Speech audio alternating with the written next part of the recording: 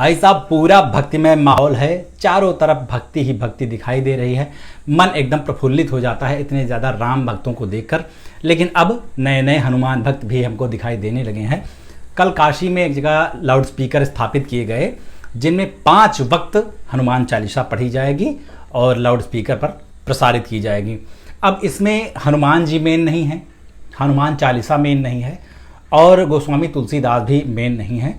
इसमें मेन है loud speaker.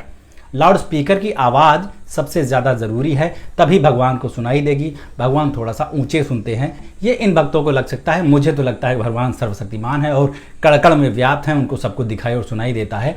उनको लाउड स्पीकर की या टीवी की या पर्दे वाली टीवी की किसी चीज़ की ज़रूरत नहीं है, लेकिन उनको लगता है तो भाई प्रभु की इच्छा से ही हो रहा होगा। ये बहुत बढ़िया परंपरा है। हनुमान जी भी इससे परम प्रसन्न होंगे। उनको पता चलेगा कि अभी तक सिर्फ राम जी के भक्त ही मौजूद थे यहाँ आसपास जो नारे वारे लगाते थे, लेकिन अब हमारे भी भक्त यहाँ पर ऐसा ही करेंगे तो उनको अच्छा लगेगा। और हनुमान जी को ये देखकर भी खुशी होगी कि जिनको हनुमान चालीसा याद भी नहीं है, जो अपनी ज़िंदगी में कभी एक मंगलवार का व्रत भी नहीं रहे, वो भी अब दिन में 5 बार हनुमान चालीसा का पाठ कर रहे हैं। ये देखकर उनको बहुत ही ज़्यादा अच्छा फील होगा। लेकिन कहानी यहाँ पर रुकनी नहीं चाहिए। अगर ये शुरुआत हो ही गई है और जाहिर सी बात है कि मुसलमानों की जो 5 वक्त की नमाज होती है उससे इन्होंने सीख लेकर 5 बार लाउड स्पीकर पे हनुमान चालीसा पाठ का ये प्रोग्राम शुरू किया है, तो और भी अच्छी अच्छी चीज़ें सीखेंगे मुसलमानों से।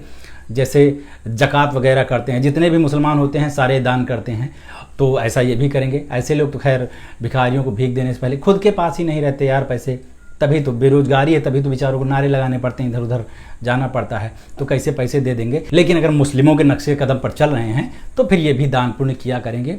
और व्रत वगैरह भी ना, अभी जो नवरात्र में 9 दिन व्रत होता था, ये इस तरह के जितने भी व्रत होते थे, ऐसे नहीं, पूरा 1 महीने व्रत रखेंगे और उसी तरह से सुबह से शाम तक रखेंगे, शाम को खोल दिया जाएगा। शहरी जैसे वो लोग करते हैं, सुबह और शाम को इफ्तारी करते हैं, उस तरह से।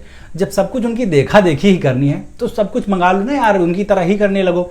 वजू करने के बाद ऐसे ऐसे जो लोग हाथ धोते हैं ना, वैसे वजू करने, मतलब मुस्लिम से हम लोग इतना ज़्यादा सीख लेते हैं यार। पता नहीं क्यों ये लोग इतना परेशान रहते हैं कि हमारा इतना यहाँ पर विरोध हो रहा है, ऐसा वैसा। अबे देखो तुम लोगों से हम लोग कितना सीख रहे हैं। हमारा जीने का, हमारा पूजा पाठ करने का तरीका बदला जा रहा है। हो सकता है मुसलमानों की तरह ही हम अपनी मूर्तियों के किनारे कर दें, कह दें कि बुत परस्ती एकदम बेकार चीज़ है, मूर्ति पूजा बेकार है, और जितने भी हमारे मूर्तियां रखी हुई हैं भगवान के मंदिरों में, उनके सबको किनारे कर दिया जाए, उनको सबको कहीं समंदर में बहा दिया जाए।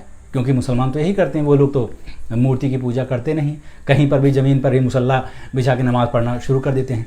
तो यही हिंदू लोग भी शुरू कर देंगे, मुझे तो ऐसा लगने लगा है। तब जाके सही मायने में हमारा सच्चा हिंदुस्तान बनेगा। सच्चे सेकुलर होने की यार यही तो तकनीक है। 20% जो मुस्लिम हैं उनकी पूजा पद्धति के आधार पर 80% हिंदू पूजा करेंगे, कितना सुंदर माहौल होगा। आप देखिए जितने भी लोग ये वैमनस्यता फैलाने की कोशिश कर रहे हैं, कम्युनल हेटेड, ये सब लोग हारेंगे। 5 बार हनुमान चालीसा का पाठ होगा, 30 दिन नवरात्र के व्रत रखे जाएंगे, माहौल ही एकदम बढ़िया भक्तिमय हो जाएगा। मैं तो अपने पापा जी के ऊपर बड़ा गुस्सा होता हूँ कभी कभी। पूरी ज़िंदगी मंगलवार का व्रत रहे, हनुमान जी की पूजा करते रहे, बहुत बड़े पुजारी, उनको खानदान में पुजारी नाम से ही बुलाया जाता है, लेकिन उनको इतनी कभी न तो भगवान ने शक्ति दी, न इतनी बुद्धि दी कि वो इस तरह के काम कर सकें।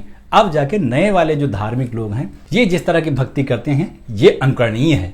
लेकिन मैं चाहूँगा कि इन बेरोजगार भक्तों के अलावा वो लोग भी जो बड़े बड़े नेता, उनके बेटे हैं, कोई BCCI का अध्यक्ष है, कोई कहीं विधायक लगा हुआ है, कोई कहीं सांसद लगा हुआ है, ये लोग भी इसी तरह से पूजा पाठ किया करें और जनता को दिखाएं कि हम भी तुमसे ज़्यादा बड़े पुजारी हैं, तब जाके मज़ा आएगा।